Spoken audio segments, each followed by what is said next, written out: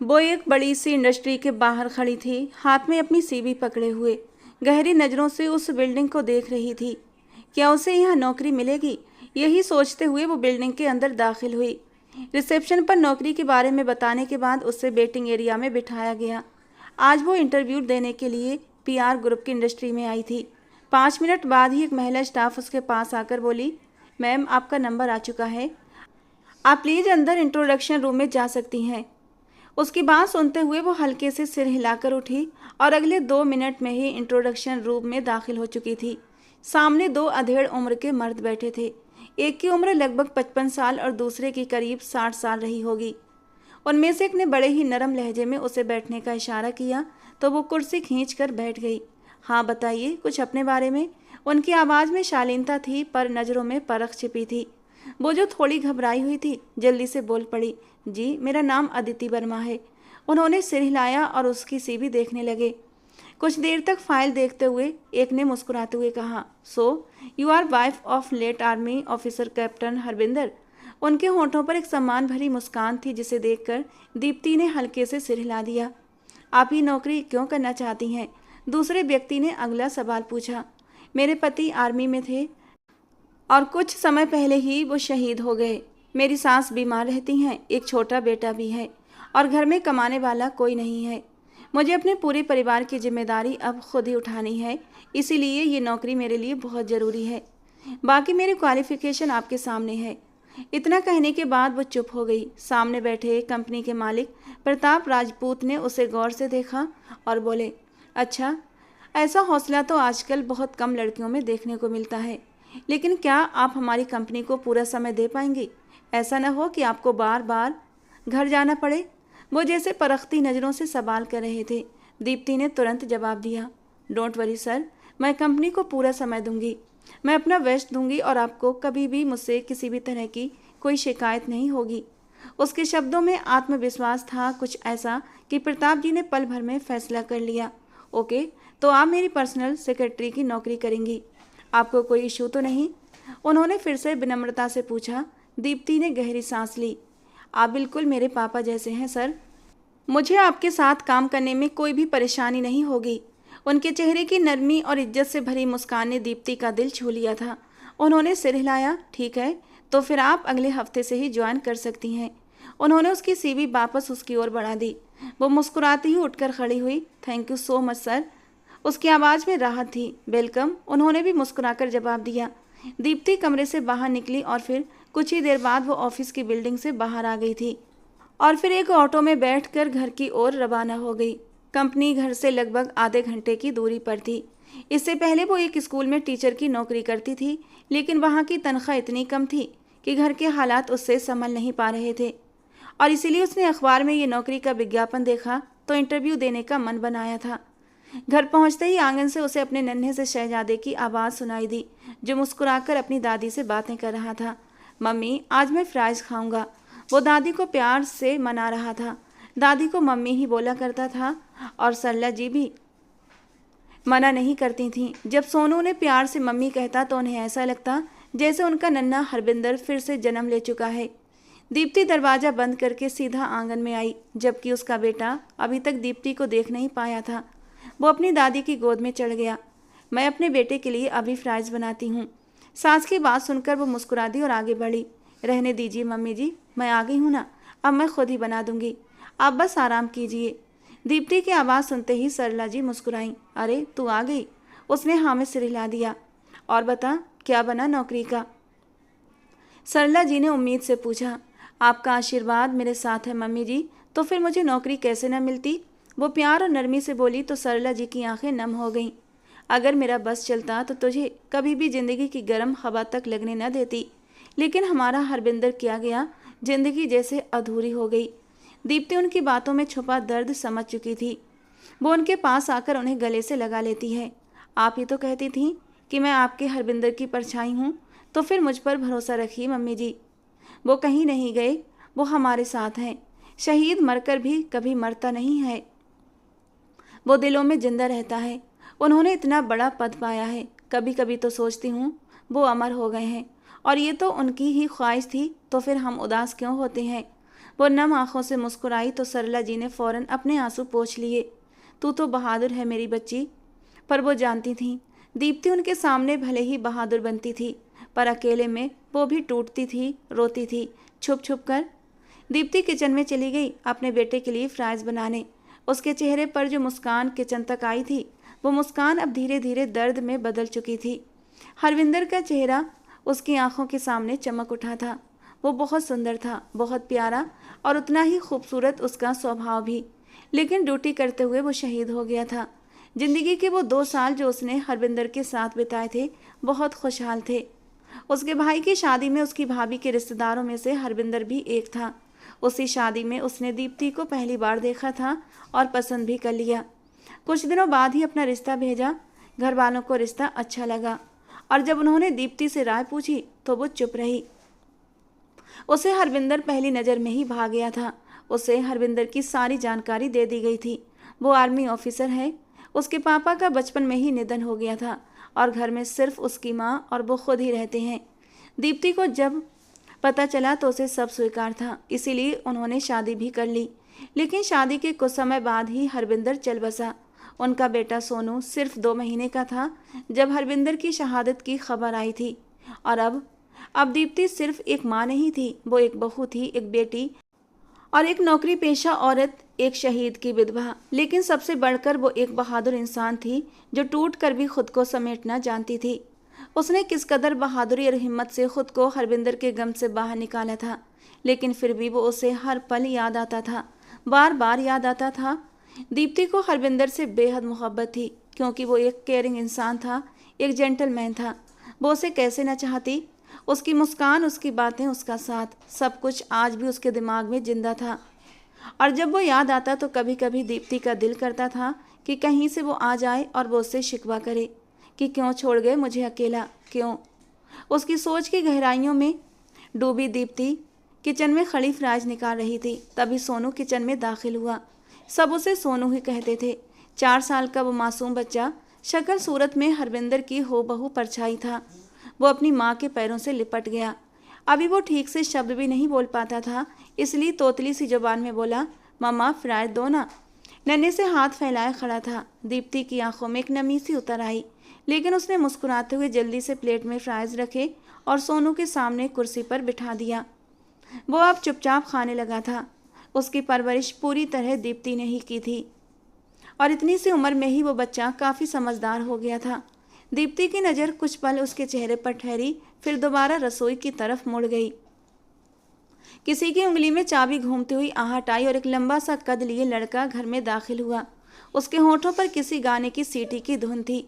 लेकिन इससे पहले कि वो अपने कमरे की ओर बढ़ता, मिसेज प्रताप राजपूत की तेज आवाज़ ने उसके कदम रोक दिए। ये सब कब तक चलेगा आद्विक? आखिर तुम कब सुधरोगे? उनकी आवाज़ सख्त थी और चेहरा गुस्से से तना हुआ था। आद्विक ने मुस्कुराकर उनकी ओर देखा और फिर अगले ही पल अपनी माँ के पास आकर उनसे लिपट गया। क्या हो गया मामा, आप भी हर वक्त डैड की तरह गुस्से में रहते हो? वो झूठी मोटी नाराजगी से बोला। वो जानता था कि उसे अपनी माँ को कैसे मनाना है, लेकिन आज प्रिया जी उसकी बातों में नहीं आने वाली थी। आज तुम्हारे बहलावे में नहीं आऊंगी आद्विक। ये रोज रोज का ड्रामा अब बर्दाश्त नहीं होता। तुम्हारे पापा भी कितना परेशान रहते हैं, तुम्हें कोई एहसास है इस बात का या नहीं? ऑफिस ज्वाइन करो, लेकिन नहीं, तुम तो बस आवारा दोस्तों के साथ घूमते रहते हो। आज प्रिया जी सचमुच गुस्से में थीं। आद्विक ने मासूम सा चेहरा बनाकर माँ को देखा, लेकिन प्रिया जी का चेहरा सख्त रहा। अब ज़्यादा मक्खन लगाने की ज़रूरत नहीं, कल से तुम ऑफिस जाओगे, समझे? उन्होंने उंगली उठाकर चेतावनी दी और अपने कमरे में चली गईं। आद्विक ने गुस्से में सिर पर हाथ मारा। वो पढ़ाई तो पूरी कर चुका था, लेकिन उसे ऑफिस जाना बिल्कुल पसंद नहीं था। उसे लगता था जैसे उसका दम घुटता है वहाँ पर। उसका सपना था पुलिस में जाने का, लेकिन उसके पापा ने उसे बिजनेस पढ़ाया ताकि वो पीआर ग्रुप ऑफ इंडस्ट्री का अगला उत्तराधिकारी बने। प्रताप राजपूत सीईओ थे और उनका बस एक ही बेटा था, 27 साल का आद्विक, जो हर वक्त ऑफिस से दूर भागता रहता था।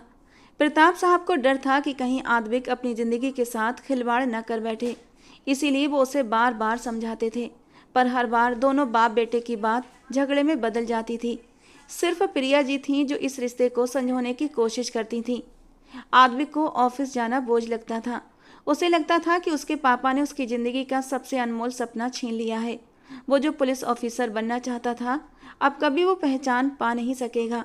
बस इसी गम में वो जानबूझकर ऑफिस से दूरी बनाए रखता था। वो बेहद खूबसूरत था। उसकी काली गहरी आंखों में एक ऐसी चमक थी कि कोई भी उसे देखता रह जाता। उसके घने काले बाल, ऊंचा माथा, सुनहरी रंगत, हल्की सी बियर्ड और मजबूत कद काठी। वो वाकई एक राजपूत था, राजपूत खानदान का इकलौता वारिस। लेकिन उसके अंदर एक बगावत पल रही थी, अपने सपनों के लिए, अपनी पहचान के लिए और शायद आने वाले वक्त में किसी एक शख्स के लिए जिस पर उसे यकीन नहीं था। लेकिन किस्मत लिख चुकी थी उसकी कहानी। आज उसका ऑफिस में पहला दिन था। वो जल्दी जाना चाहती थी।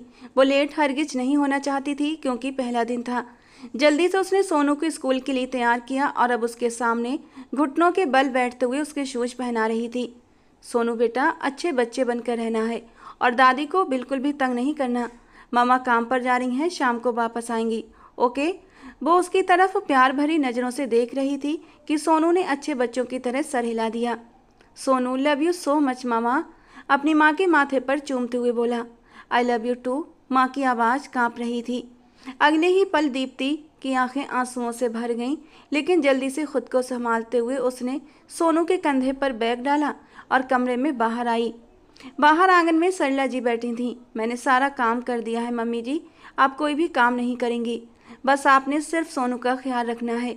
सरला जी को दिल की तकलीफ थी, इसलिए दीप्ति नहीं चाहती थी कि वो जरा भी परेशान हो। उन्होंने बस सर हिलाया। अच्छा, मैं चलती हूँ, भगवान से प्रार्थना कीजिएगा मेरा दिन अच्छा गुजरे। उनका आशीर्वाद लेती हुई वो सोनू का हाथ थाम कर घर से बाहर निकल गई थी। वो सबसे पहले सोनू को लेकर उसके स्कूल गई, फिर वहीं से ऑफिस निकल गई। दोपहर का वक्त था जब वो प्रताप जी के केबिन में दाखिल हुई। उनके सामने कॉफ़ी का मग रखा था। सर, मुझे आपसे कुछ ज़रूरी बात करनी है, उसने हल्के डर और गंभीरता के साथ कहा। क्या बात है?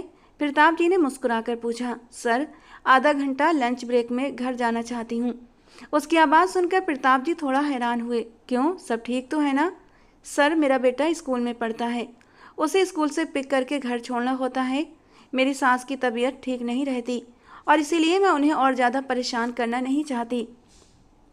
अगर आप बुरा न माने तो मैं सिर्फ लंच टाइम में ही जाऊंगी और जल्दी ही वापस आ जाया करूंगी। उसके लहजे में एक माँ की बेचैनी थी, एक विनती थी और एक मजबूरी भी। प्रताप जी नरम निगाहों से उसे देखते रहे। आप फिक्र मत कीजिए, आपके साथ कंपनी की गाड़ी जाया करेगी। आप अपने बेटे को सुकून से घर ड्रॉप करके वापस आ जाइए। दीप्ति की आंखों में सुकून छलक आया, पर कुछ कहने से झिझक रही थी। लेकिन सर, ये सही नहीं लगता। आप परेशान मत हों, कंपनी आपको ये सुविधा दे रही है तो आपको इसका फ़ायदा उठाना चाहिए। प्रताप जी ने बेहद सादगी से जवाब दिया तो वो चुप हो गई, फिर सिर हिलाती हुई केबिन से बाहर आ गई।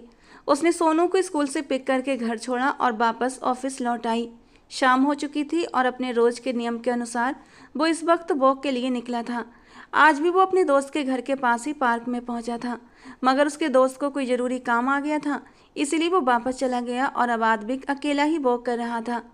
वो पार्क के किनारे से गुजर रहा था जब उसकी नज़र ज़मीन पर बैठे एक छोटे से बच्चे पर पड़ी थी। वो बच्चा अपने खिलौने के साथ खेल रहा था। आदमी कुछ पल के लिए ठिठक गया। न जाने क्यों वो बच्चा उसे बहुत प्यारा और मासूम सा लगा। उसके हाथ में एक पानी की बोतल भी थी, जिसे वो लगातार खोलने की कोशिश कर रहा था, मगर वो खुल नहीं पा रही थी। आदमिक ने इधर उधर देखा, बच्चे के पास कोई नहीं था। शायद वो यहीं किसी के साथ आया था और अभी भी वहीं खेल रहा था। वो धीरे धीरे उसके पास पहुंचा, उसकी बोतल उसके हाथ से लेकर उसे खोला, फिर उसकी टोपी सीधी करके उसके हवाले कर दी। बच्चा चमकती आंखों से उसे देख रहा था। उसकी मासूम निगाहों में एक सवाल था, जैसे कह रहा हो, मेरी बोतल को हाथ क्यों लगाया। लेकिन बच्चा अपने गुस्से को ज़्यादा कंट्रोल न कर सका और उसका गुस्सा ज़बान पर आ ही गया। आपको नहीं पता कि किसी की इजाज़त के बिना उसकी चीज़ों को नहीं छूते, वो टूटी फूटी तोतली बोली में बोला था। आदमी के चेहरे पर एक नरम मुस्कान फैल गई। उसकी मासूमियत दिल को छू गई। एक पल को लगा जैसे वक्त रुक गया हो। मैं तो बस तुम्हारी मदद कर रहा था, आदविक ने मुस्कुराकर कहा और प्यार से उसके गाल को हल्के से छुआ। अगले ही पल सोनू अपना छोटा सा हाथ झटक कर उससे दूर हुआ था। मामा कहती हैं कि स्ट्रेंजर से दूर रहना चाहिए। उसकी मासूम मगर सख्त आंखें आदविक को घूर रही थीं। वो बोतल पकड़कर उठकर खड़ा हुआ और पास ही की एक बेंच पर जाकर बैठ गया। आदमिक को उसकी मासूम मगर तीखी प्रतिक्रिया देखकर हंसी आ गई। वो भी उसके पास जाकर उसी की बेंच पर बैठ गया। अच्छा, ये तो बहुत अच्छी बात है कि तुम्हारी माँ ने तुम्हें इतने अच्छे मैनर सिखाए हैं। उसके चेहरे पर एक गहरी नरम मुस्कुराहट थी। कुछ पल तक वो बच्चा उसे देखता रहा, फिर अपनी बड़ी बड़ी आंखें फेर कर अपने हाथ में पकड़ी एक खिलौना गाड़ी से खेलने लगा। अच्छा, तुम्हारा नाम क्या है? आदमिक अब खुद को रोक नहीं पाया। वो उस मासूम की तरफ खींचता जा रहा था। सोनू की माँ ने कहा है स्ट्रेंजर को अपना नाम नहीं बताना चाहिए, इसलिए सोनू आपको अपना नाम नहीं बताएगा। वो उसे अपनी गहरी निगाहों से देखते हुए अपनी नन्ही अकल के मुताबिक जवाब दे रहा था। आदमिक ने बहुत मुश्किल से अपनी हंसी रोकी थी। ओह, तो चलो फिर हम दोस्त बन जाते हैं। तुम्हारी मम्मी ने तो अजनबियों से बात करने से मना किया होगा, लेकिन दोस्तों से बात करने की तो इजाज़त होगी ना? उसने बेहद अपनापन दिखाते हुए कहा था। सोनू उसे हैरानी से देखने लगा। दोस्त? लेकिन आप तो मेरे दोस्त नहीं हो। उसकी मासूम आंखों में संदेह था, मगर साथ ही एक कोमल जिज्ञासा भी। इसीलिए तो कह रहा हूँ यार, मेरे दोस्त बन जाओ, आद्विक ने नरम आवाज में कहा और अपना हाथ उसकी तरफ बढ़ा दिया। सोनू स्ट्रेंजर से दोस्ती नहीं करता। वो फिर से अपनी सोच के अनुसार फैसला सुना चुका था और आद्विक ने हल्के से एक ठहाका लगाया। अरे भाई, जब किसी स्ट्रेंजर से दोस्ती हो जाए तो वो स्ट्रेंजर नहीं रहता, वो तो दोस्त बन जाता है। चलो सोचो मत, हाथ मिलाओ, उसने मुस्कुराहट के साथ कहा और अपना हाथ आगे बढ़ा दिया। सोनू उसे थोड़ा सा देखता रहा, फिर शायद दिल से मान गया। धीरे धीरे अपना छोटा सा हाथ बढ़ाकर आद्विक की हथेली पर रख दिया। तो यार अब बताओ तुम्हारा नाम क्या है? आद्विक ने फिर से पूछा। जी, मेरा नाम शोभित हरबिंदर है, लेकिन घर में सब लोग मुझे सोनू कहते हैं, उसने बड़ी मासूमियत से जवाब दिया। उसकी आवाज़ में एक तरह की सरलता थी जिसने आद्विक को मुस्कुराने पर मजबूर कर दिया। और मेरा नाम आद्विक राजपूत है, उसने भी झुककर कहा। उसका नन्हा हाथ थामे हुए था। सोनू के लबों पर एक प्यारी सी मुस्कुराहट आ गई। तो क्या हम दोस्त हुए? आद्विक ने आंखों में सवाल लिए पूछा। सोनू ने सर हिलाकर हामी भरी। तो सोनू, किसके साथ आए हो यहाँ पर? उसने आसपास देखते हुए पूछा। मैं तो अपनी मम्मी के साथ आया हूँ, सोनू ने बताया। अच्छा, और तुम्हारी मम्मी कहाँ है? उसने चारों तरफ नजरें दौड़ाई, मगर कोई भी बुजुर्ग औरत दिखाई नहीं दी। सोनू ने थोड़ी दूर खड़ी दो अधेड़ उम्र की औरतों की तरफ इशारा किया। वो है मेरी मम्मी। आद्विक समझ गया शायद वो उसकी नानी या दादी थी। अच्छा दोस्त, ये बताओ क्या तुम रोज यहाँ आते हो? सोनू ने सर हिलाकर हामी भरी। आद्विक वहीं बैठकर काफ़ी देर तक उससे बातें करता रहा। उसकी बातें, उसका अंदाज, उसकी मासूम सोच, सब कुछ दिल को छू लेने वाला था। ओके, तो फिर हम रोज़ यहीं पर मिलेंगे शाम 4 बजे, आद्विक ने कहा और एक आखिरी नज़र सोनू पर डालकर पार्क से बाहर निकल गया। मगर पता नहीं क्यों वो बच्चा उसके दिमाग से निकला ही नहीं था। वो इतना खूबसूरत, इतना मासूम था कि एक बड़ा इंसान भी उसकी मासूमियत की तरफ खींचता चला गया था। उधर दीप्ति सारे काम ख़त्म करके कमरे में दाखिल हुई तो देखा कि सोनू अपनी ड्राइंग बुक खोले बैठा था। वो उसके पास ही बैठ गई और प्यार से उसके बालों में हाथ फेरने लगी। मामा, आपको पता है मैंने एक फ्रेंड बना लिया। सोनू की आवाज़ में उत्साह था। अच्छा, किसे? दीप्ति हैरान हुई। सोनू खुशी खुशी अपनी मम्मी की गोद में चढ़कर बैठ गया। उनका नाम आद्विक राजपूत है। वो सोचने लगा कि माँ को अब बताना चाहिए या नहीं कि उसका नया दोस्त कोई बच्चा नहीं बल्कि एक बड़ा इंसान है। लेकिन फिर अपनी माँ की डांट से डरकर वो चुप हो गया। वो जो कहने वाला था कि मम्मा आप मेरे साथ पार्क चलो, मैं आपको अपने दोस्त से मिलवाऊंगा, उसने सारा प्लान वहीं कैंसिल कर दिया। सोचने लगा कि मम्मी के साथ ही पार्क जाना बेहतर है। सोनू बेटा, कहाँ खो गए? दीप्ति ने उसके चेहरे को हल्के से छुआ। कुछ नहीं मामा, सो जाओ, बहुत रात हो गई है। अगले ही पल वो अपनी माँ को बिस्तर पर लिटाकर उसके सीने पर सिर रखकर थपकी देने लगा। दीप्ति समझ गई थी कि उसका बेटा कुछ छुपा रहा है। कुछ छुपा रहे हो बेटा? उसने प्यार से पूछा। सोनू ने तुरंत अपने हाथ आगे कर दिए। नहीं मामा, मैं क्या छुपाऊंगा, देखो मेरे हाथ बिल्कुल खाली हैं। और दीप्ति मुस्कुरा दी। अगले दिन आद्विक को अपने किसी दोस्त के साथ शहर से बाहर जाना पड़ा तो वो पार्क नहीं आया, मगर सोनू वो पूरे 1 घंटे तक उसका इंतजार करता रहा। चलो बेटा, घर चलते हैं, सरला जी ने कहा तो वो धीरे से बोला। रुक जाओ मम्मी, मेरा दोस्त आने वाला होगा, मिलकर जाएंगे। पूरा 1 घंटा वो यही बात दोहराता रहा, लेकिन जब आद्विक नहीं आया तो फिर वो मायूस होकर चुपचाप लौट आया। आद्विक शायद उसे भूल चुका था, लेकिन सोनू नहीं भूला था उसे। उसने 2 दिन तक इंतजार किया, हर शाम उसी बेंच पर बैठा, उसी मुस्कान के साथ, अपने दोस्त के लौट आने की आस लिए। उस दिन के बाद सर्दी कुछ ज़्यादा बढ़ गई थी, इसलिए दीप्ति ने सोनू को पार्क भेजना बंद कर दिया था। उस दिन के बाद वो आद्विक से नहीं मिल सका था, लेकिन हर वक्त एक ही बात करता, मेरा एक दोस्त है। और दीप्ति को समझ नहीं आता कि वो किस दोस्त की बात कर रहा है, क्योंकि उसके ख्याल से उसका कोई दोस्त नहीं था। प्रताप साहब की तबीयत अचानक बहुत ज़्यादा बिगड़ गई थी। उन्हें उन्हें दिल की बीमारी थी। प्रिया जी और आद्विक उनके कमरे में ही मौजूद थे। बहस शुरू हुई। नहीं तो मुझे बता दो, फिर मुझे ऑफिस क्यों नहीं जाने दे रही हो तुम? तुम्हारे सपूत ने तो कुछ करना ही नहीं, मुझे ही सारा ऑफिस संभालना पड़ेगा। प्रताप साहब ने प्रिया जी की तरफ देखते हुए सवाल किया, जो गुस्से से अपने बेटे आद्विक को ही घूर रही थीं। आपकी तबीयत ठीक नहीं है, सुकून से लेटे रहें, ये खुद ही ऑफिस चला जाएगा।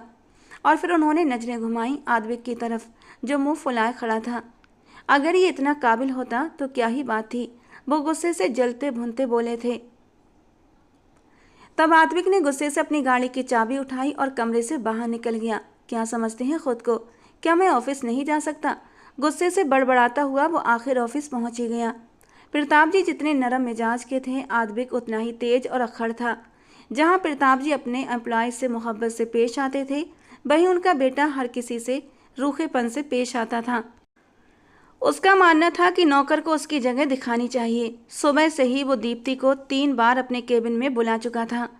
कभी उसे कोई फाइल चाहिए होती थी, तो कभी उसे चाय या कॉफ़ी चाहिए होती थी, और कभी उसका मूड खराब होता। दीप्ति बस सब कुछ सह रही थी, बर्दाश्त कर रही थी। प्रताप सर तो हमेशा इज्जत से बात करते थे, लेकिन आज उनका बेटा जैसे उसकी आत्मा को कचोट रहा था। दोपहर के 12 बजे दीप्ति एक बार फिर दरवाज़ा खटखटाकर केबिन में दाखिल हुई। चेहरे पर मजबूरी साफ थी। वो फाइलों के बीच झुका हुआ था। सर, मुझे 1 घंटे की छुट्टी चाहिए। उसकी आवाज़ बेहद नरम थी। आद्विक ने फौरन सिर उठाया और उसकी ओर देखा। वो खूबसूरत तो थी ही, लेकिन उसकी सादगी, उसकी आवाज़ की मासूमियत उसे सबसे अलग बनाती थी। छुट्टी? 1 घंटे के लिए? लेकिन क्यों? वो जैसे एकदम से खींच गया था। दीप्ति ने नरमी से कहा, सर, मेरे बेटे को इस वक्त छुट्टी होती है और मुझे उसे स्कूल से लाकर घर छोड़ना होता है। प्रताप सर से मैं पहले ही परमिशन ले चुकी हूँ, लेकिन मेहरा सर ने कहा कि जब तक आपसे न पूछूं मैं घर नहीं जा सकती। वो सिर झुकाकर बेहद तमीज़ से बात कर रही थी, लेकिन आद्विक के चेहरे पर चिढ़ और सख्ती दोनों साफ नजर आ रहे थे। पता नहीं डैड हर नौकर को सर पर क्यों चढ़ा लेते हैं। वो इतनी जोर से बड़बड़ाया कि दीप्ति ने साफ सुन लिया। उसके चेहरे पर अपमान का भाव तैर गया। उसने खुद को बहुत मुश्किल से रोका था। मैं आज ही डैड से बात करूंगा। ये कंपनी है कोई चैरिटी का अड्डा नहीं, जहां जब दिल चाहे लोग जाएं और जब दिल चाहे चले आएं। उसका लहजा कड़वाहट से भरा हुआ था और दीप्ति बिना कुछ बोले पलट गई। मैंने छुट्टी नहीं दी है, उसके पीछे से आद्विक ने आवाज़ लगाई। दीप्ति का दिल करा उठा। डोंट वरी सर, मैं कहीं नहीं जा रही। उसने अपने आंसुओं को जैसे अंदर ही अंदर निगल लिया और बाहर निकल गई। बाहर आकर वो बेचैनी से इधर उधर टहलने लगी। अगर आज मैं सोनू को लेने नहीं गई तो क्या होगा? मेरा बच्चा मेरा इंतजार कर रहा होगा। तभी मेहरा साहब ने उसे देखा और वो सब समझ गए। वो प्रताप सर के केबिन में दाखिल हुए, जहां आद्विक मोबाइल पर कोई गेम खेल रहा था। सर, दीप्ति मैम का बेटा स्कूल में पढ़ता है और घर में कोई नहीं जो उसे लेने जाए। अगर वो नहीं गई तो उनका बेटा स्कूल में अकेला रह जाएगा। मेहरा साहब की बात पर आद्विक का चेहरा एकदम सख्त से नरम पड़ा। उसे जैसे पहली बार एहसास हुआ कि उसने कितनी बड़ी बात को नज़रअंदाज किया था। अच्छा ठीक है, कह दो जा सकती है, उसने धीमे से कहा। मेहरा साहब बाहर आए और दीप्ति को ये बात बताई तो उसकी आंखों में सुकून उतर गया। वो पहले ही 15 मिनट लेट हो चुकी थी। तेजी से ऑफिस से बाहर भागी। 2 दिन बाद जब प्रताप सर की तबीयत ठीक हुई और वो ऑफिस लौटे तो आद्विक फिर से नजर नहीं आया। शायद जानबूझकर गायब रहा। उसके ऑफिस में रहने से पूरा स्टाफ दहशत में रहता था, लेकिन प्रताप सर तो जैसे सबके लिए एक सुकून थे। दीप्ति ने भी राहत की सांस ली थी। कम से कम उस इंसान को हर रोज नहीं झेलना पड़ेगा जिसे बात करने की भी तमीज़ नहीं थी। आज संडे था। दीप्ति अपने बेटे के साथ मंदिर आई हुई थी। वो अक्सर संडे को सोनू को लेकर आती थी, थोड़ी देर सुकून पाने के लिए। Sonu love you so much पापा, उसके ये शब्द दीप्ति का कलेजा चीर देते थे। उसने कभी अपने पिता को महसूस नहीं किया था। ना उनके स्पर्श को, ना उनकी मौजूदगी को। और वो ये नहीं जानती थी और ना ही वो ये जानता था कि बाप क्या होता है, लेकिन फिर भी उसे एहसास था जो अपने बाप से मोहब्बत करता था। वो मंदिर में काफ़ी देर तक बैठी रही, गरीबों को खाना खिलाया और हरविंदर की तस्वीर सीने से लगाए वहीं सीढ़ियों पर बैठ गई। वो काफ़ी सुकून महसूस कर रही थी क्योंकि हरविंदर को भी ये सब करने में बहुत सुकून मिलता था। वो गरीबों की मदद दिल से करता था। आप क्यों चले गए हरविंदर? आपके बिना ये दुनिया अजनबी लगती है, कहीं भी सुकून नसीब नहीं होता। आप थे तो हर जगह सुकून था। अपनी आंखों की नमी को अंदर ही अंदर धकेलती हुई वो जैसे बेबसी से अपनी तकलीफ बयां कर रही थी। बहुत देर के बाद खुद पर काबू पाते हुए वो जमीन से उठी और सोनू की उंगली पकड़ ली। चलो सोनू, देर हो रही है। उन्हें काफ़ी देर हो चुकी थी और सरला जी भी परेशान हो रही थी। ये कहते हुए वो मंदिर से बाहर आई थी। मंदिर घर के पास ही था, बस बीच में एक छोटा सा वही पार्क पड़ता था। सोनू जल्दी से पार्क में घुस गया और झूले पर चढ़कर खड़ा हो गया। मम्मा, मुझे पकड़ो। वो चाहता था दीप्ति उसे उठाकर नीचे उतारे और फिर दोबारा चढ़े। दीप्ति मुस्कुराकर सिर हिलाकर रह गई। आद्विक, जो आज एक बार फिर अपने दोस्त से मिलने आया था, उसने दूर से ही सोनू को पहचान लिया। उसे अचानक याद आया कि वो सोनू से किया हुआ वादा भूल गया था। सोनू के पास एक औरत खड़ी थी जिसके सिर पर बड़ा सा काला दुपट्टा था और चेहरा छुपा हुआ था। आद्विक ने फौरन अंदाजा लगा लिया कि वो यकीनन सोनू की माँ है। वो उसके पास आया। हेलो दोस्त, कैसे हो? उसकी आवाज़ सुनते ही सोनू की आंखें चमक उठीं। दोस्त, आप कहाँ चले गए थे? वो झूले से उछलता हुआ नीचे उतरा और उसकी ओर भागा। दीप्ति ने चौंक कर पीछे देखा और जब आद्विक को अपने सामने खड़ा पाया तो पल भर के लिए सब कुछ थम गया। लेकिन उससे भी ज़्यादा उसे हैरानी अपने बेटे को देखकर हुई थी, जो आद्विक के सामने खड़ा हंस हंस कर उससे बातें कर रहा था। एक तेज उबाल गुस्से का अचानक ही दीप्ति के सीने में उतर गया था। अगले ही पल वो उन दोनों के पास पहुंची और जल्दी से सोनू का हाथ पकड़कर नीचे कर लिया। सोनू, क्या कर रहे हो? स्ट्रेंजर से बात नहीं करते, वो कुछ सख्ती से बोली थी कि सोनू एकदम सहम गया। आद्विक ने हैरत से उस लड़की को देखा। उसकी आवाज़ से और उसके चेहरे से अब वो पहचान चुका था, ये कोई और नहीं बल्कि वही लड़की थी। तुम यहाँ? वो बेसाख्ता फट पड़ा। ये सवाल तो मैं भी पूछ सकती हूँ कि आप यहाँ? वो आसपास देखते हुए सवाल कर रही थी, क्योंकि ये इलाका कहीं से भी प्रताप फैमिली जैसे लोगों का नहीं लग रहा था। वो तो बस हैरानी से सोनू और दीप्ति को एक साथ देखता जा रहा था। ये तुम्हारी माँ है? उसने सोनू से बेयकीनी से पूछा और सोनू ने मासूमियत से सर हिला दिया। एक पल को आद्विक की आंखों में अंधेरा छाया। उसे याद आई वो भीगी आंखें दीप्ति की जब वो कह रही थी, सर मुझे अपने बेटे को स्कूल से लेने जाना है। हे भगवान, ये क्या हो गया था? आद्विक की आंखों में बहुत तेजी से नमी हुई। मम्मा, ये देखो, आद्विक राजपूत। अपनी तोतली जबान में सोनू उसे हंसकर पुकार रहा था और दीप्ति ने अपना सिर थाम लिया। वो तो समझ रही थी कि उसका दोस्त कोई छोटा सा बच्चा होगा, ना कि वही शख्स जिसके सामने उसने अपने आंसू छुपा लिए थे। चलो बेटा, घर चलते हैं। वो गहरी सांस लेकर परेशान आद्विक को पीछे छोड़कर सोनू का हाथ थामे घर की ओर बढ़ गई। आद्विक के दिमाग में जैसे धमाके हो रहे थे। तो क्या सोनू दीप्ति का बेटा है? उसे याद आया इसी पार्क में उसने सोनू से कितनी बातें की थीं और फिर उसकी दादी से भी। क्या आंटी, ये आपका बेटा है? वो सरला जी से हैरानी से पूछ बैठा था, क्योंकि सोनू ने बार बार मम्मी बुला रहा था। नहीं बेटा, ये मेरा पोता है। सरला जी की बात पर आद्विक ने सर हिलाया। और इसके मम्मी पापा? सोनू के बालों में हाथ फेरते हुए आद्विक ने पूछा था। सरला जी के चेहरे पर एक कड़वी मुस्कान फैल गई। बेटा, इसके पापा आर्मी ऑफिसर थे। जब ये 2 महीने का था तब शहीद हो गए। इसकी माँ एक कंपनी में जॉब करती है तो इसे मेरे पास छोड़ जाती है, लेकिन मेरी बच्ची बहुत बहादुर है। हर रोज़ खुद ही इसे स्कूल छोड़ने जाती है और फिर स्कूल से घर भी लेकर आती है। वो औरत कोई भी थी, मगर उसकी आवाज़ में अपनी बहू के लिए मोहब्बत थी। आद्विक मुस्कुरा दिया। उसने आज तक ऐसी औरत नहीं देखी थी और अब उसे सब कुछ समझ आ चुका था। पहली बार उसके दिल में दीप्ति के लिए नरम भाव उभरे थे। वो अकेले ही सब कुछ हैंडल कर रही थी, वरना आजकल के ज़माने में कोई इतना महान कैसे हो सकता है। घर लौटने पर प्रताप साहब काफ़ी गुस्से में थे। आखिर तुम कब अपनी हरकतों से बाहर आओगे? ये देखा है गाड़ी का क्या हाल कर दिया है। आद्विक ने गाड़ी को कहीं जोर से मारा था। डंपर और टायर दोनों ही बुरी तरह ब्लास्ट हो गए थे। क्या हो गया है डैड आपको? सिर्फ एक गाड़ी ही तो है, वो बोरियत से कहता हुआ कमरे की ओर बढ़ गया। तुम्हारे लिए ये गाड़ी सिर्फ है, लेकिन जानते भी हो इस पर कितने पैसे लगे हैं। कितनी मेहनत से कमाया जाता है पैसा। तुम्हें कुछ एहसास भी है? प्रताप साहब के शब्द थर्रा देने वाले थे। बस मैं सोच चुका हूँ, अब तुम्हारी शादी करवाऊंगा।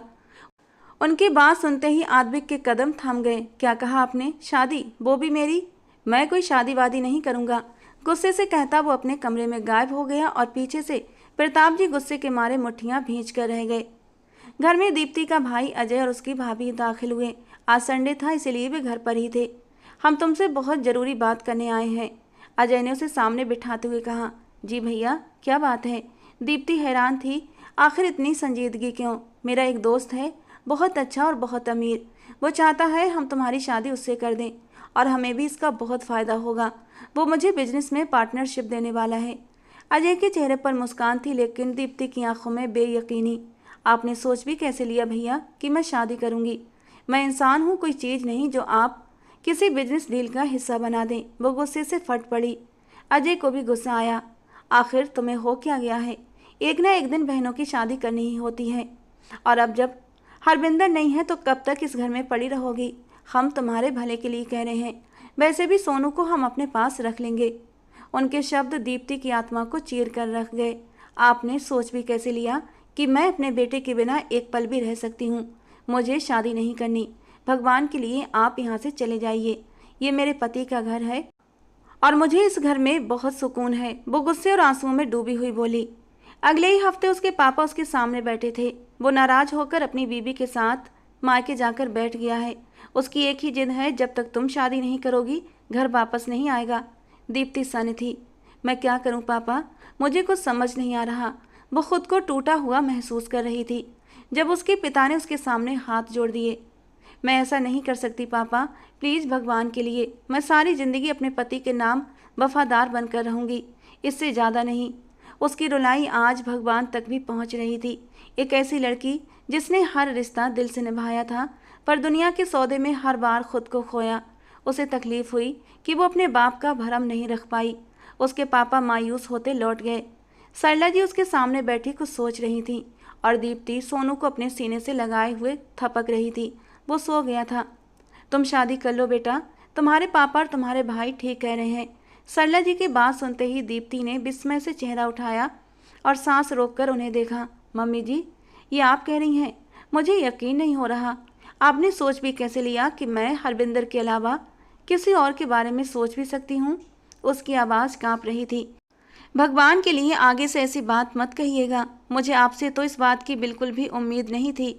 इतना कहकर वो सोनू को लिए अपने कमरे में चली आई और सरला जी बस दरवाजे की ओर ताकती रह गईं। उनके दिल में खूक उठी थी। दीप्ति ने हरविंदर से मोहब्बत की थी, बेहद सच्ची और पाक मोहब्बत। उसके मरने के बाद भी वो दूसरी शादी का ख्याल नहीं कर सकती थी। आद्विक आज पूरे 3 दिन बाद घर में दाखिल हुआ था। एक बार फिर लिविंग रूम में बैठे प्रताप साहब की नज़रें उस पर पड़ी तो वो नज़रें झुकाकर आगे बढ़ गया। कसम खा रखी है ना तुमने, अपने आवारा दोस्तों के साथ मटर गश्ती करनी है बस। शादी क्यों नहीं कर लेते? शादी करोगे तो जिम्मेदारी आएगी, शायद अकल भी आ जाए। प्रताप साहब की आवाज़ में गुस्सा नहीं बल्कि थकावट थी, और इस बार शादी के नाम पर आद्विक के चेहरे पर गुस्सा नहीं आया था बल्कि एक नरम सी मुस्कान बिखर गई थी।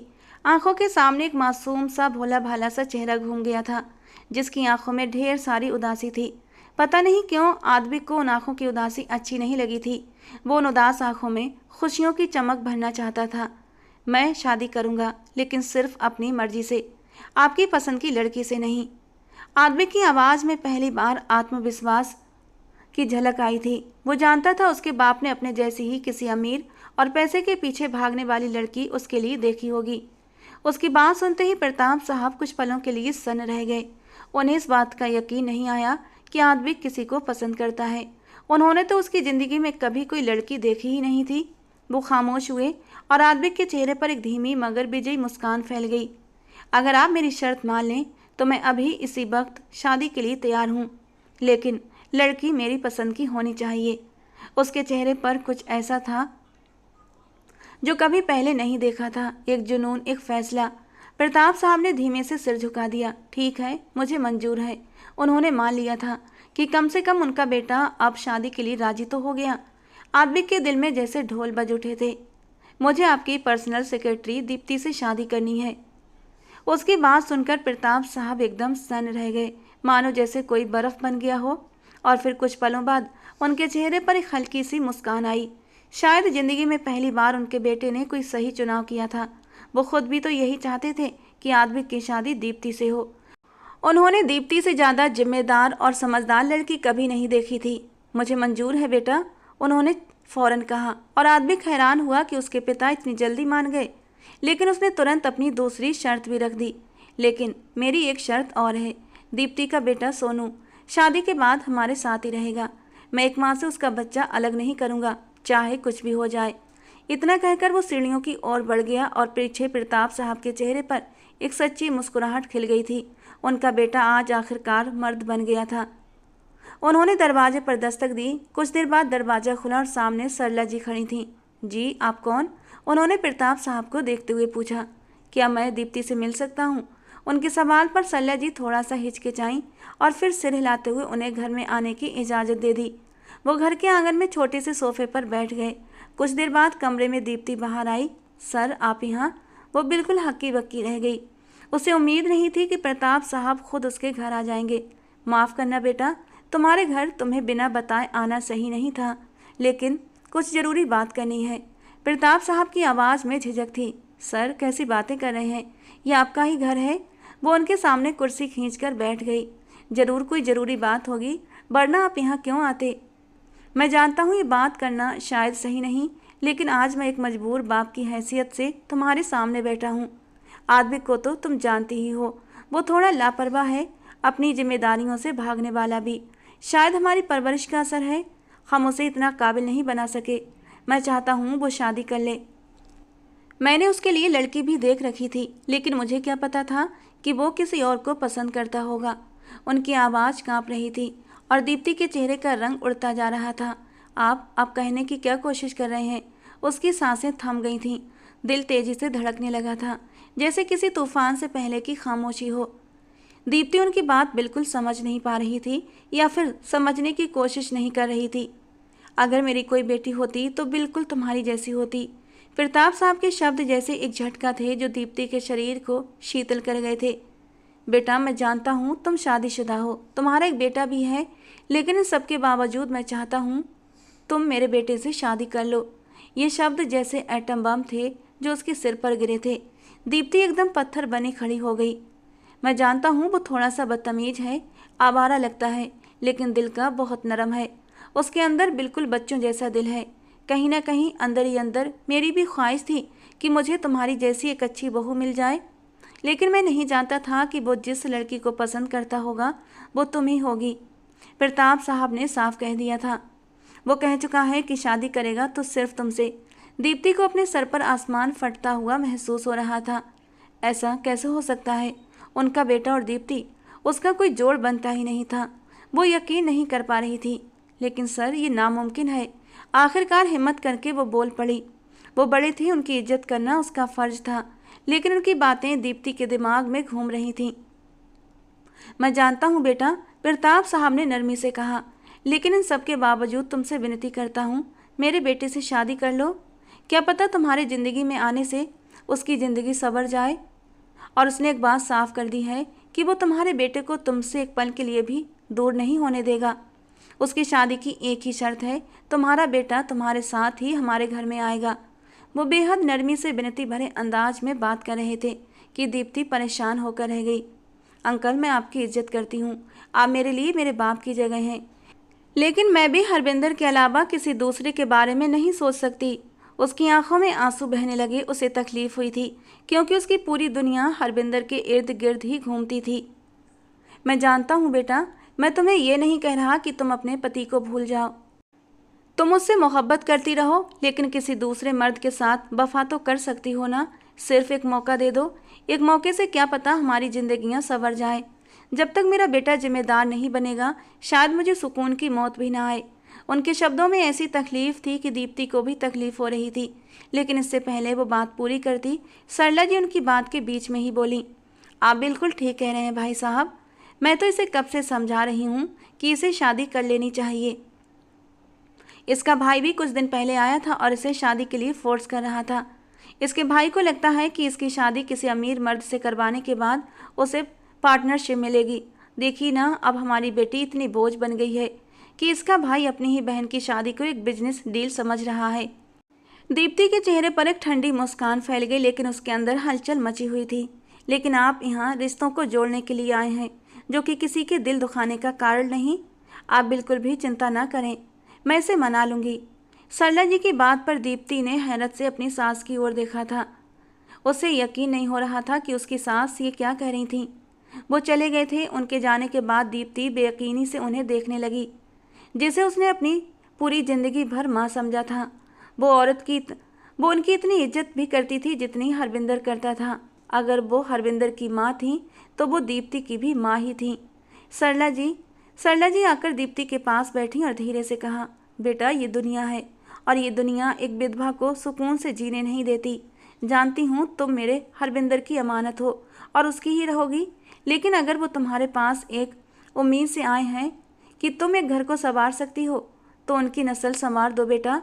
इससे बढ़कर एक औरत के लिए कोई सम्मान की बात नहीं। और जहाँ तक रही बात तुम्हारे बाप और भाई की, तो वो भी तो तुम्हारी शादी करवाना चाहते हैं ना। उन्हें तो एक बिजनेस डील चाहिए। इन बातों पर दीप्ति का सिर दर्द से फटता हुआ महसूस हो रहा था। मैंने सारी जिंदगी सोनू को सिर्फ यही बताया है कि उसके पापा हरविंदर हैं। अब कैसे? उसके शब्द खत्म हो गए थे। बदन तकलीफ से चूर था और उसके पास शब्द नहीं थे। सरला जी के होंठों पर एक हल्की सी मुस्कान आई। तो सोनू को ये बताओ कि हरविंदर उसका सगा पापा है, वो पापा जो इस दुनिया से जा चुका है, और आद्विक उसका दूसरा पापा, वो पापा जो इस दुनिया में है, जो हमेशा उसके साथ रहेगा। लेकिन दीप्ति इतनी जल्दी सच्चाई को स्वीकार करने की हालत में नहीं थी। वो कर ही नहीं सकती थी। वो एकदम उठी और थके थके कदमों से कमरे में जाकर खुद को बंद कर लिया। शाम को ही सरला जी ने फ़ोन करके दीप्ति के भैया, भाभी और पिता को बुला लिया। सभी के सामने दीप्ति सिर झुकाए बैठी थी। तुमने कहा था तुम्हें अपनी बहन की शादी करवानी है, लेकिन शादी वहीं होगी जहां दीप्ति चाहेगी, और अब मैंने उसके लिए एक रिश्ता भी देख लिया है। उम्मीद है कि अब तुम इस बात को लेकर परेशान नहीं करोगे। सरला जी के लहजे में दृढ़ता थी। दीप्ति का भाई बेयकीनी से उसे देख रहा था, जैसे यकीन नहीं कर पा रहा हो कि वो सच में शादी के लिए मान गई है। वो मान गई है, सरला जी ने मुस्कुराकर कहा, लेकिन शादी तुम्हारे बताए किसी अमीर आदमी से नहीं करेगी। वो शादी वहीं करेगी जहां उसका दिल चाहेगा। उनकी बातों में एक माँ का हक, सम्मान और सख्ती सब कुछ समाया हुआ था। याद रखना, मैं एक शहीद की माँ हूँ और वो एक शहीद की विधवा। सामने वाले की हिम्मत उतनी ही आजमानी चाहिए जितनी उसमें है। मेहरबानी होगी, अपने आप से सारे गिले शिकवे दूर कर लो और दीप्ति को चैन से जीने दो। उसकी शादी अगले हफ्ते ही होगी। अगर दिल चाहे तो बहन के सिर पर हाथ रखने के लिए आ जाना, वरना तुम्हारी मर्जी। सरला जी ने बात को बढ़ाना सही नहीं समझा और उठकर खड़ी हो गईं। रात आखिरी पहर पर थी। दीप्ति बेड पर लेटी थी, सीने से हरविंदर की तस्वीर लगाए। हरविंदर की वर्दी वाली तस्वीर को उसने प्यार से छुआ। माफ़ कर दो हरविंदर, मैं आपकी अमानत में खलल डालने जा रही हूँ। मम्मी जी कहती हैं जब सोनू बड़ा होगा तो उसे भी एक पापा की ज़रूरत महसूस होगी।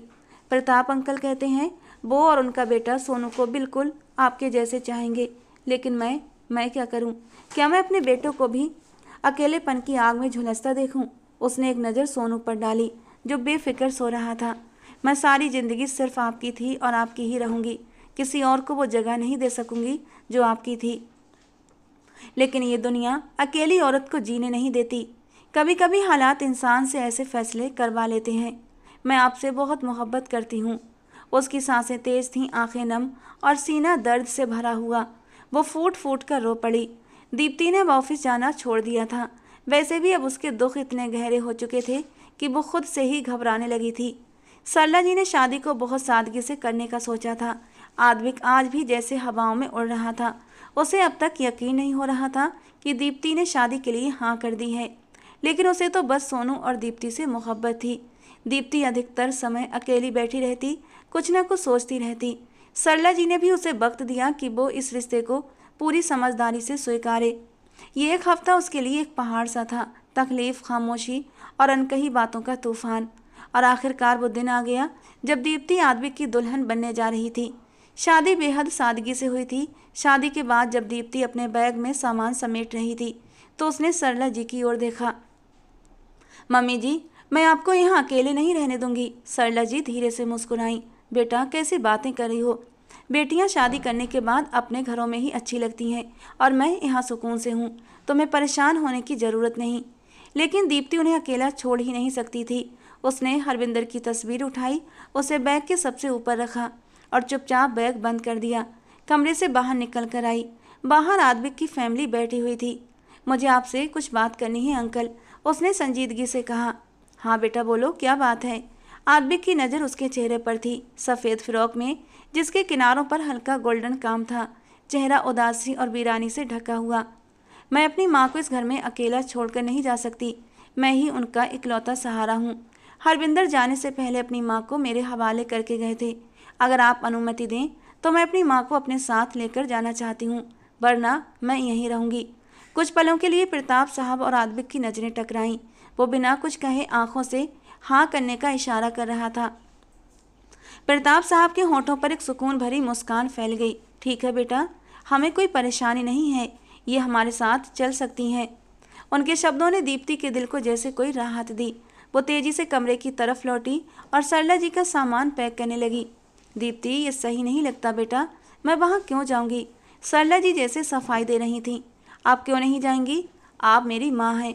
मैं बहुत छोटी थी जब मेरी माँ गुजर गई थी। मैंने कभी उनकी ममता को महसूस नहीं किया।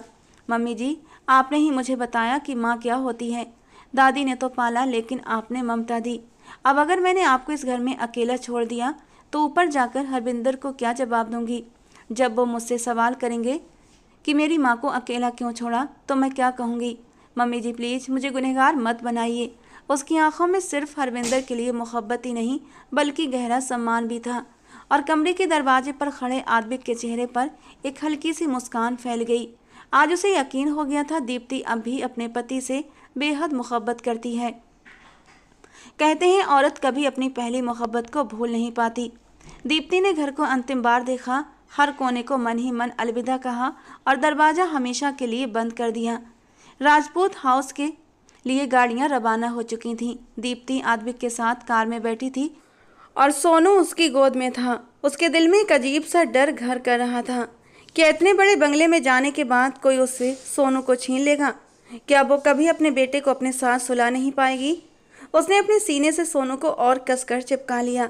सोनू तो बेफिक्री में मुस्कुरा रहा था, आद्विक से कुछ बातें भी कर रहा था, लेकिन दीप्ति की सोचें कहीं और भटक रही थीं। उसका मन अतीत में उलझा था, हरविंदर के छोटे से घर में बिताए गए लम्हों में। वो छोटा सा घर जहाँ सुकून था, जहाँ प्यार था। सोचते सोचते वे राजपूत हाउस पहुँच गए। आद्विक ने गाड़ी पार्क की और उतरकर सोनू के दरवाजे की तरफ को आया। तभी सोनू ने माँ का कंधा हिलाया। माँ चलो, घर आ गया। दीप्ति ने जैसे नींद से जागते हुए चारों ओर देखा। सामने रोशनियों से जगमगाता आलीशान राजपूत हाउस खड़ा था। आद्विक ने आगे बढ़कर सोनू को गोद में उठा लिया। चलो आ जाओ, हम चलते हैं। फिर उसने दीप्ति की तरफ हाथ बढ़ाया। अगले ही पल जैसे वक्त थम गया। उसने अपनी आंखों के सामने हरविंदर को देखा, उसी मुस्कान के साथ हाथ फैलाए हुए। वो जैसे किसी और दुनिया में चली गई थी और हरविंदर का हाथ थाम चुकी थी। लेकिन जैसे ही आद्विक की आवाज़ आई, चलें, वो होश में आ गई। वो हाथ खींचना चाहती थी क्योंकि वो हाथ हरविंदर का नहीं था, लेकिन अब बहुत देर हो चुकी थी। आद्विक की पकड़ उसकी हथेली पर मजबूत हो चुकी थी। दीप्ति खुद को अधर में झूलता महसूस कर रही थी, अतीत और वर्तमान के बीच उलझी हुई। सभी लोग लॉन्ज में दाखिल हुए।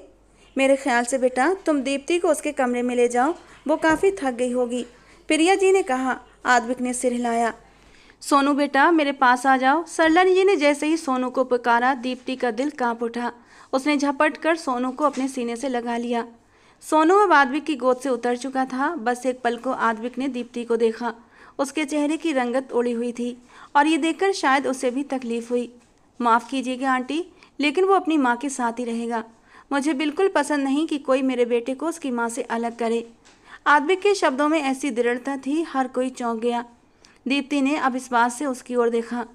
मेरा बेटा, ये शब्द आद्विक के मुंह से निकले थे और उसने दीप्ति के भीतर सब कुछ हिलाकर रख दिया। शादी के कुछ घंटों के भीतर ही वो सोनू को अपना बेटा मान चुका था। जबकि दीप्ति इस तरह खड़ी रही, आंखें फैल गईं, दिल सन्न। उसके भीतर तमाम जज्बात बारी बारी से उठे, गुस्सा, दुख, फ्रस्ट्रेशन, डर। क्या अब उसका बेटा अपने बाप को भूल जाएगा? क्या वो अब कभी अपने पापा हरविंदर को याद नहीं करेगा? वो नहीं चाहती थी सोनू अपने पापा को भूल जाए। ठीक है बेटा, तुम लोग जो चाहो। प्रताप साहब ने माहौल को सहज करने की कोशिश की। आद्विक एक बार फिर सोनू को अपनी बाहों में उठा चुका था। सोनू मुस्कुराया। दोस्त, क्या हम एक साथ रहेंगे? आद्विक ने प्यार से सर हिलाया। बिल्कुल, अब तो हम दोनों बेस्ट फ्रेंड बन गए हैं ना। दीप्ति बस देखती रही। इस इंसान ने सिर्फ उससे नहीं बल्कि उसके बेटे से भी रिश्ता जोड़ा था। वो सच में चाह रहा था कि सबको ये यकीन हो जाए सोनू अब सिर्फ उसका बेटा है। आद्विक कमरे की ओर बढ़ गया। दीप्ति उसके पीछे सीढ़ियां चढ़ गई। कमरे में दाखिल होकर आद्विक ने सोनू को छोड़ दिया और सोनू कमरे में इधर उधर घूमने लगा। दीप्ति बेड पर बैठ गई उलझन में। आद्विक दरवाजे तक गया और धीरे से उसे बंद कर दिया। चलो सोनू, यहाँ आ जाओ। वो बेड के दूसरे कोने पर बैठा था और सोनू को अपने पास बुला रहा था। सोनू उसके पास आकर बैठ गया। मेरे ख्याल से आपको भी आराम करना चाहिए। ये पहली बार था जब आद्विक ने दीप्ति से कुछ कहा। उसकी आवाज़ में अपनापन भी था और सम्मान भी। उसके शब्दों में आज बहुत इज्जत थी और दीप्ति हैरानी से उस इंसान को देख रही थी। कहीं से नहीं लगता था ये वही आद्विक है जो उससे कभी बदतमीजी कर चुका था। Are you okay? आपसे बात कर रहा हूँ। उसने अचानक दीप्ति के सामने चुटकी बजाई तो वो चौंक कर होश में आई और सिर हिला गई। आद्विक कमरे की कुछ लाइट्स बंद करता हुआ दोबारा जाकर दूसरी साइड पर बैठ गया। दीप्ति उसे देखती रही, फिर बेड पर लेट गई। उसे पता था अब यहीं सोना पड़ेगा। तो चलो सोनू, बताओ, तुम अपने दोस्त के साथ सोओगे या फिर मम्मा के साथ? आद्विक ने सोनू से पूछा और उसके बालों में हाथ फेरने लगा। बहुत प्यारा बच्चा था वो, और उसमें कोई ऐसी कशिश थी जो आद्विक को अपनी ओर खींच रही थी। क्या दोस्त और मम्मा इसी कमरे में रहेंगे? सोनू ने मासूमियत से पूछा। दीप्ति एक पल के लिए तड़प उठी। बिल्कुल, क्योंकि अब दोस्त आपके। इससे पहले कि वो पापा शब्द बोलता दीप्ति झट से उठ बैठी। चलो सोनू, यहाँ आओ और लेट जाओ। उसके लहजे में सख्ती थी। आद्विक और सोनू दोनों ने चौंक कर दीप्ति को देखा। सोनू बिना कुछ कहे माँ के पास चला गया और लेट गया। दीप्ति उसके बालों में उंगलियां चलाने लगी। उसका दिल ये बर्दाश्त नहीं कर पा रहा था कि उसका बेटा हरविंदर के अलावा किसी और को पापा कहे। बालों में उंगलियां फेरते फेरते वो कब सो गई उसे खुद भी पता नहीं चला, जबकि आद्विक चुपचाप उन दोनों का चेहरा देख रहा था।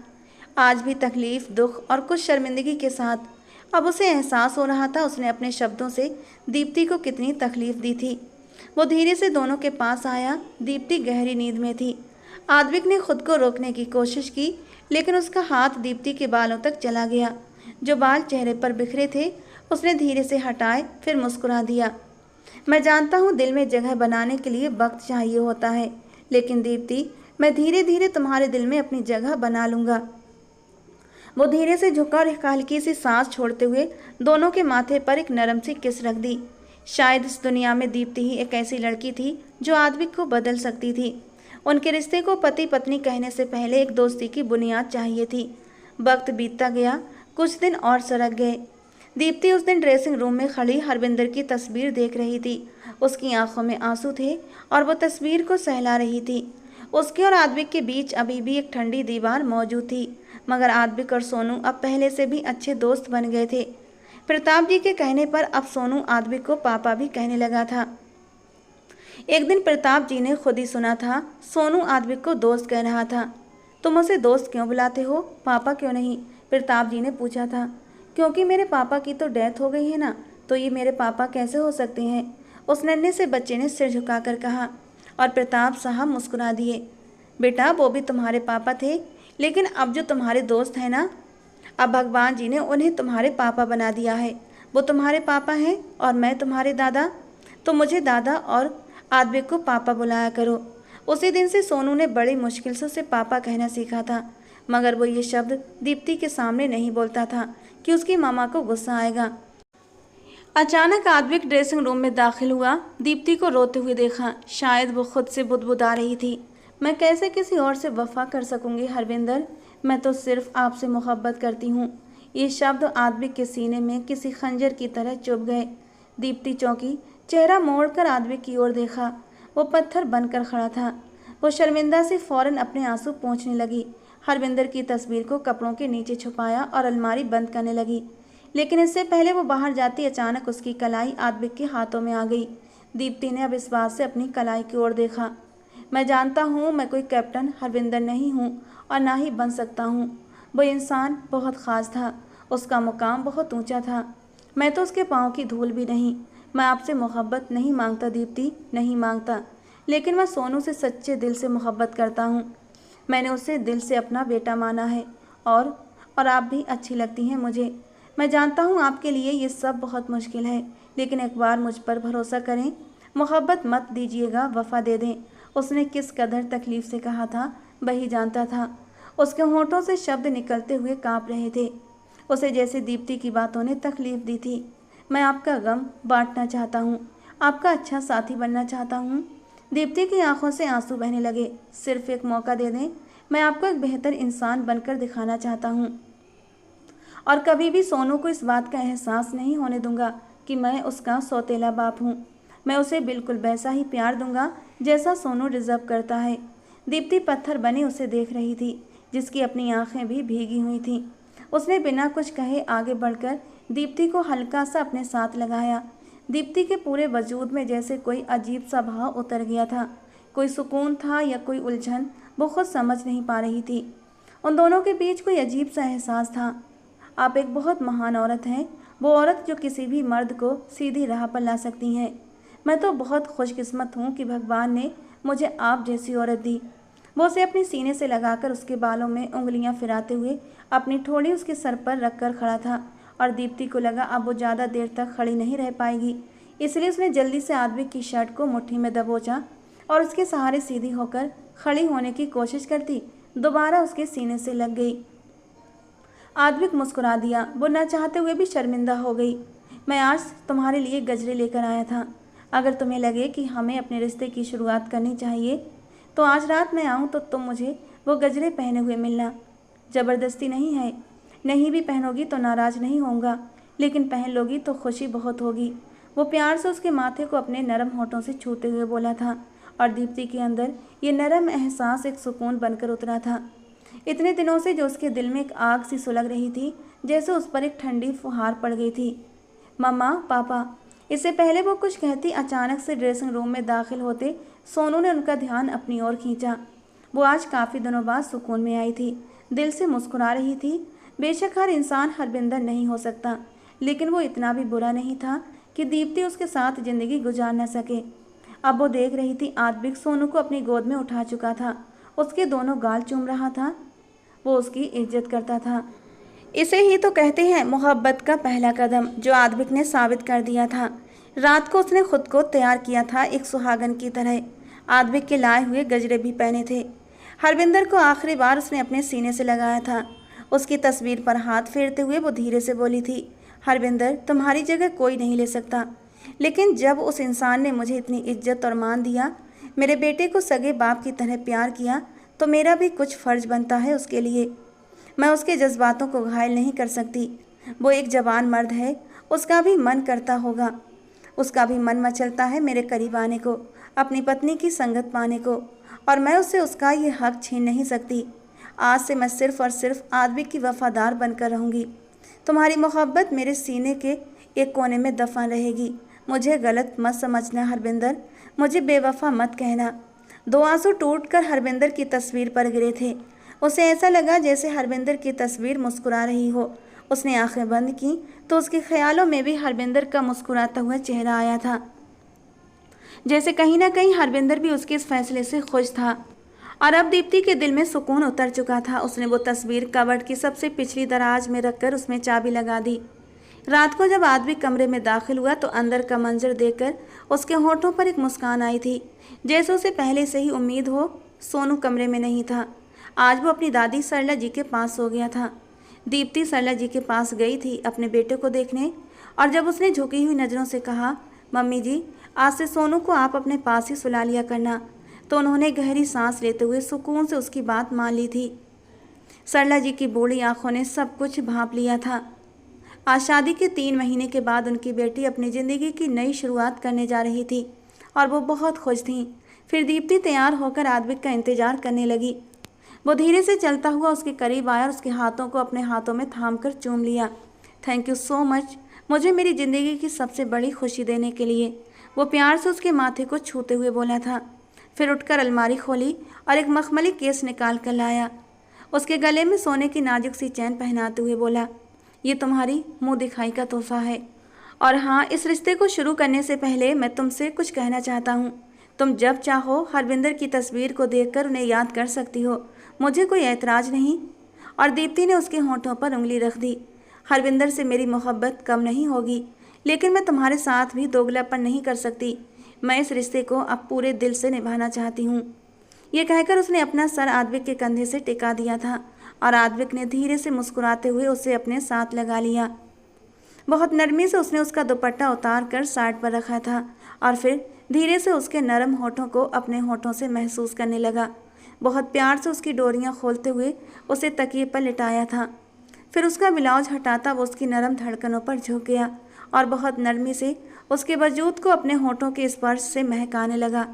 दीप्ति जो डर रही थी कि इस रिश्ते की शुरुआत कैसे करेगी, लेकिन अब जब आद्विक ने उसे प्यार से समेटा तो वो उसकी बाहों में पिघलती चली गई।